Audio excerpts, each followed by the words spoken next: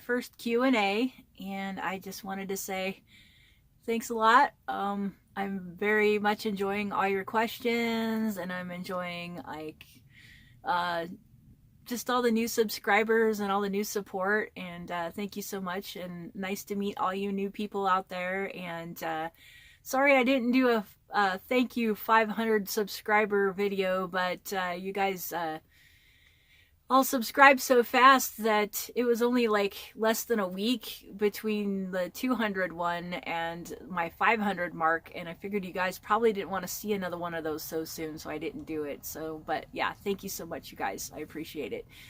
And yeah, so there's that. If you're new to the channel, I just want to let you know this isn't just about van life, even though I happen to be doing the van thing right now. It's just about me. That's why it's called Sarah Tree. It's why I didn't name it Sarah's Van Life or something like that, because this is just stuff I'm doing and who I am. So hopefully I can take you guys all along for the ride, and I hope you guys like what you see. Yeah, there were some people that were asking about how to contact me personally, and I know a lot of YouTube channels do have that. I don't want to put up my personal email on social media because I already get a lot of stuff on it and it would be hard to manage. So I would have to set up a separate account and then figure out how to link it to YouTube, and I just haven't learned how to do that stuff yet. Same thing with any other links. I don't really know how to do it, and I can't always use my computer to do a lot of the stuff that you have to do on YouTube, and there are things that they just don't let you do on the cell phone app, which is what I normally use. So I have to make a special trip to a library or someplace that gets good Wi-Fi and then log onto my account and do all this stuff. And so when that happens, I don't have as much time as I would just being able to go out into the sticks and use my cell phone. Eventually, I'm hopefully working towards changing that, but for right now, I just don't know how to do that kind of stuff. Which brings me to another thing, is like Amazon stores and stuff. I really want to do that because I do have a lot of products that I use, and I would like to promote, and I want you guys to be able to just go down into my description and go to this one place and get this stuff. It'd be so much easier for you guys and for me, because I literally have to go through and say, oh yeah, I got such and such on Amazon, blah blah blah. If I had an Amazon store, they're not going to charge you guys any extra. You guys know how it works, and I get a little tiny percentage of what you guys bought if you buy it through my link, no matter what you buy, even if you don't buy stuff I like. So yeah, I would really like to do that, and as soon as I figure that out, I will definitely do that. And let's see. I did that video, this last video that came out this week, about the coyote with mange. Yeah, I realized that the coyote had mange. It's just when I first saw it, I literally did think it was a dog, because my brother and sister-in-law had a dog that looked just like that. I am not kidding you. It looked like a sickly version of what they had, but they had this thing called a Catahoula leopard dog that literally looked like a dingo or a coyote or something. And some of them have spots that look almost like that. And then when I realized it wasn't one of those, I was just in shock. And to actually like put up a video like, oh, here's a tiny bit of footage of a coyote with mange, and then not get my initial reaction to it, I just don't think that that's good content. So yeah, that's why I put it up the way I did. Yeah, definitely after staring at it for a while, then also doing the editing process and realizing how much fur the thing had missing. Yeah, it definitely has mange. I hopefully will, I don't know who to talk to report it. Our local authorities here are different than a lot of counties. Our animal control, I think, is through the sheriff. I guess I'd have to call the sheriff and talk to them. I don't know. But it is kind of bad because, yes, like some of you have mentioned, you're right, mange is highly contagious. And I think because we had such a mild winter, not enough of it got killed off in the soil, so these poor animals basically are going to be getting it. we're probably going to be seeing foxes and everything else covered in it here pretty soon. So yeah, but yeah, for all of you who are concerned about that, luckily I don't have a pet, so I don't have to worry about it, and I don't normally go walking over on that side of the park anyway. It's not that interesting. Other than the coyote I saw the other day, that part of the park is not a place I go, so you know, hopefully I won't get mange. I don't know if people can get mange. I don't know. I don't think so, but yeah, so yeah, there's that. And then some people were asking about whether or not I was going to set up a permanent kitchen, and no, I don't know yet.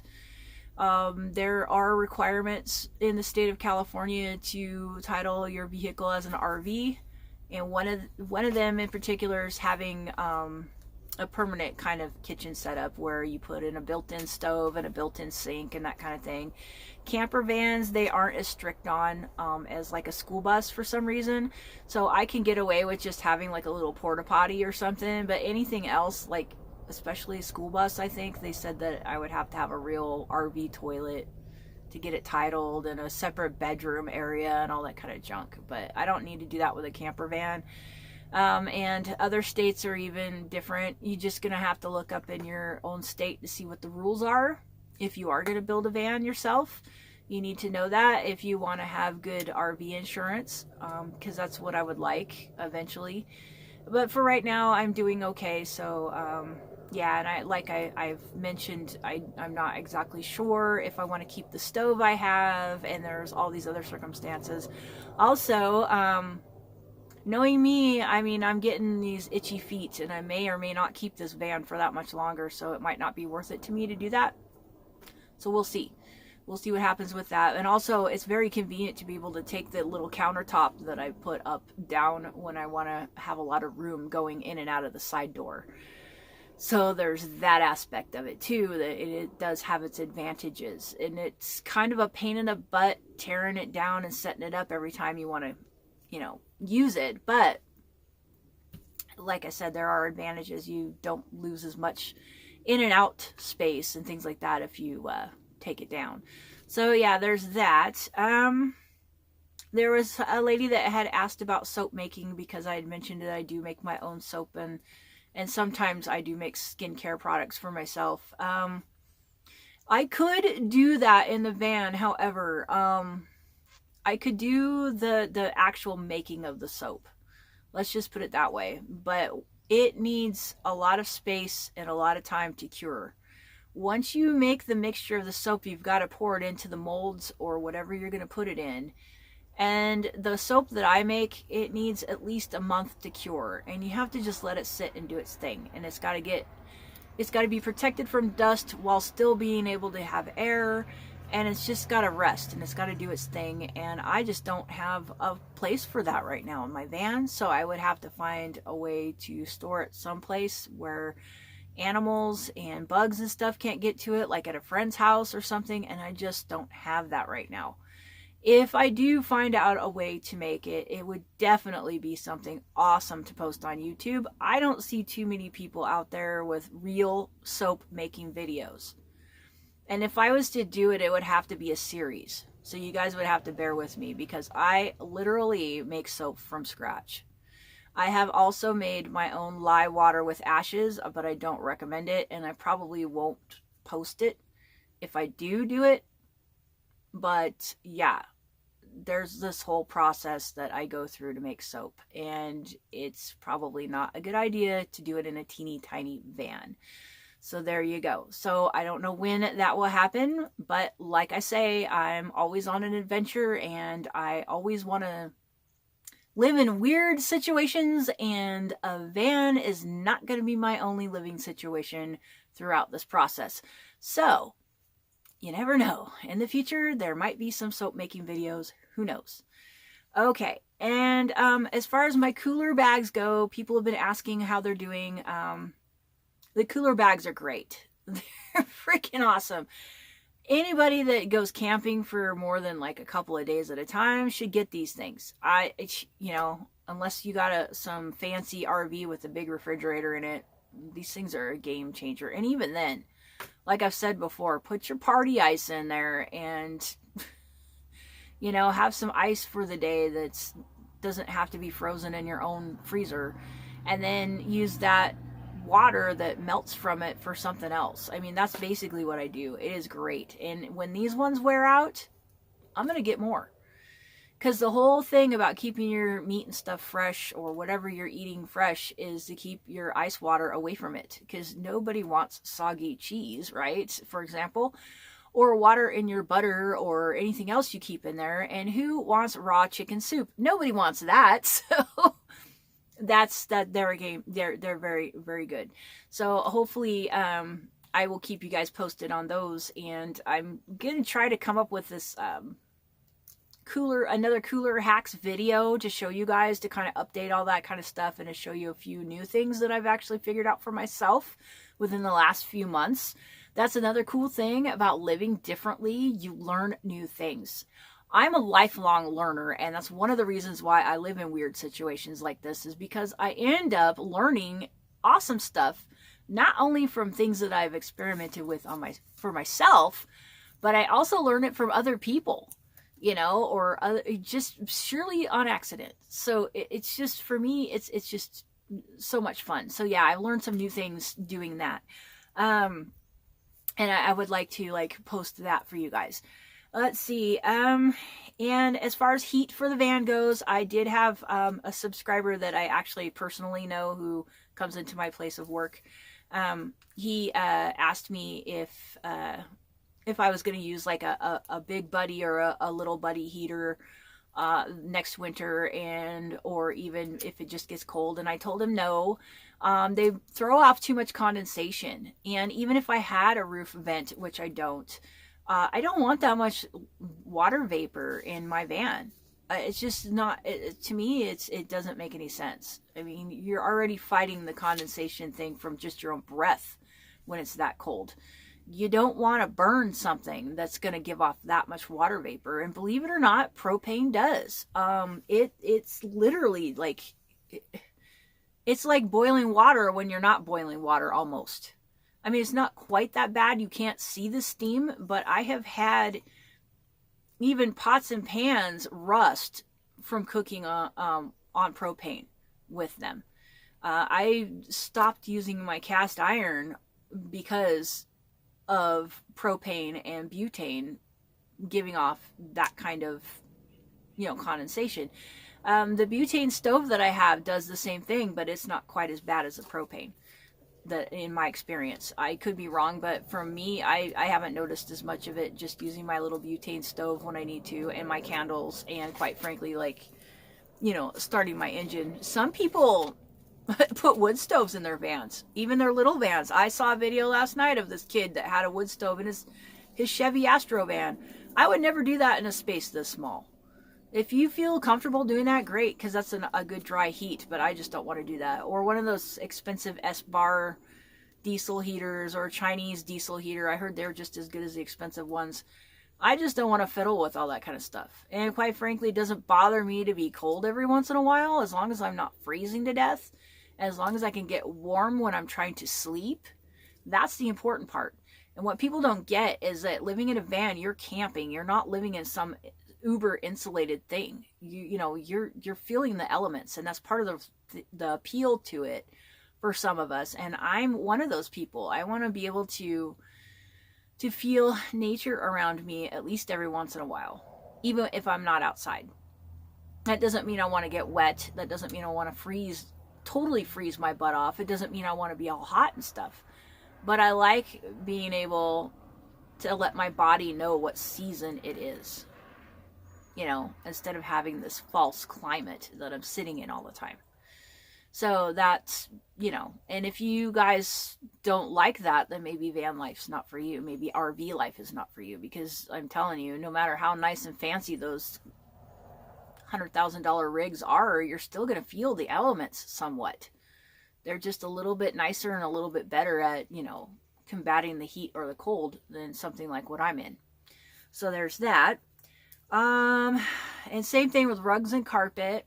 People have mentioned maybe I should put, thicker rugs and thicker carpet, maybe some exercise mat insulation down on the floor. I've considered all those things. I'll probably might get an exercise mat that I don't have to keep on the floor all the time, because one of the reasons why I didn't insulate the floor more than I did was because I'm trying to keep the headroom. Same thing with the roof. I could have put more insulation up there, but I didn't, because I wanted to be able to stretch out a little bit more and have the space. Yeah, I'm not 6 feet tall, but I don't want to feel like my ceiling is scraping my head either. And my ceiling is only 6'2" without any insulation. So I took away about an inch, insulating as it is. And I didn't want to do any more than that. So if I did put something down that's going to take away a little bit of headroom, it's going to have to be not permanent. It's going to have to be something that's very easily removable and could store under my bed or something like that. So I'm trying to consider that. Now, rugs are great. Rugs don't take up that much headspace, and I can get some good fuzzy ones. However, I don't want to spend a lot of money on them, because in a van, rugs are pretty much disposable. You get maybe 2 or 3 washes out of it, in my experience, and then they're too disgusting. Unless you don't mind looking at a dirty rug all the time, which I've done just to save money. But they're pretty dang nasty after a while. And you just end up throwing them away.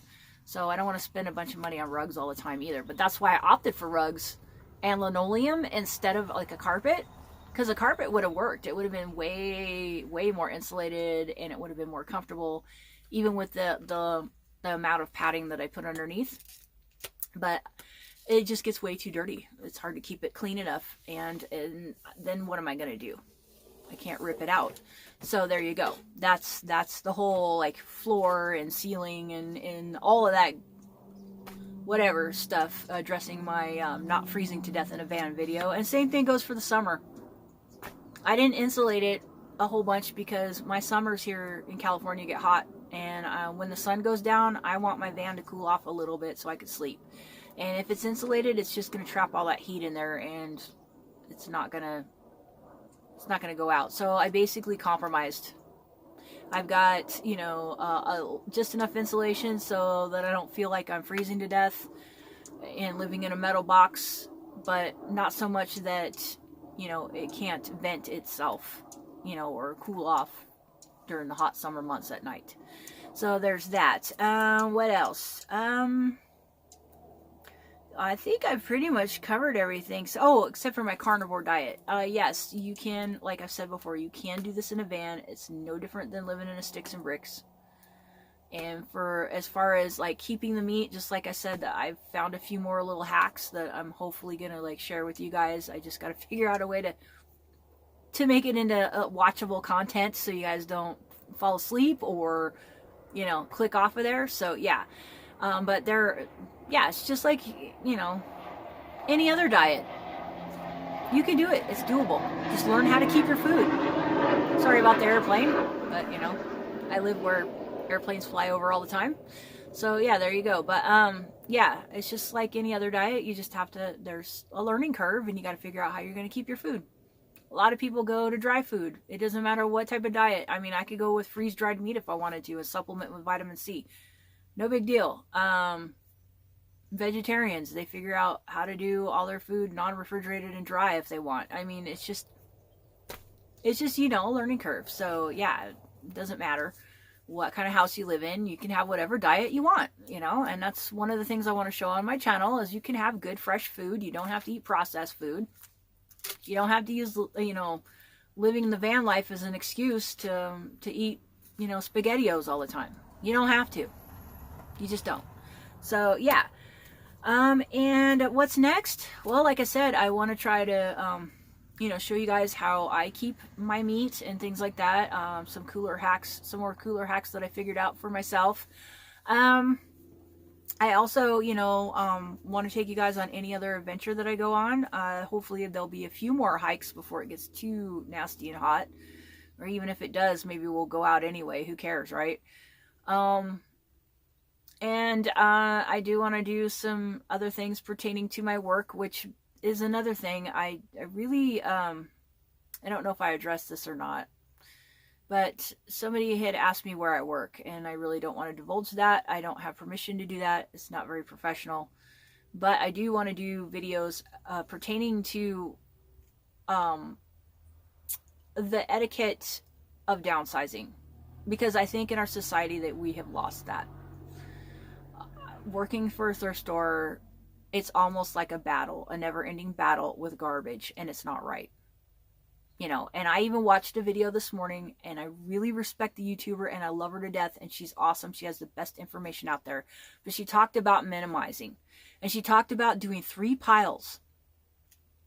And she called one pile your garbage or giveaway pile, another pile your keep pile, and another pile the sale pile. I'm sorry, but you need 4 piles.